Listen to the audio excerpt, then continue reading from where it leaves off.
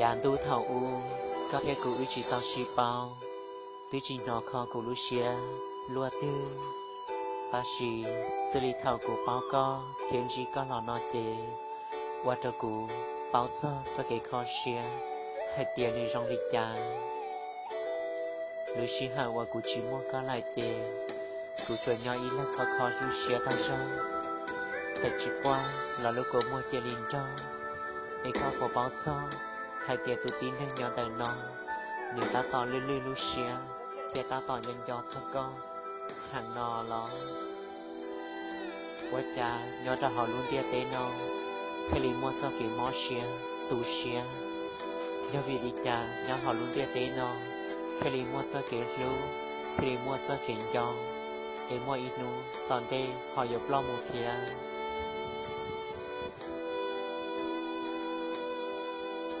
Cái do tụ ngô lại chê, chê có yếu trình tròn cho cụ luật thư. Ta xì cụ do tụ nhỏ chê, chê cụ do nhân do có. Để yếu khó lưu xia. Chỉ xa mụ qua lăng nghĩa lăng xì lưu lua cống luôn lòng. Chê yếu nhỏ, nhân do có, khó lưu xia của. Xì ỏ, tụ nên cụt lúa à.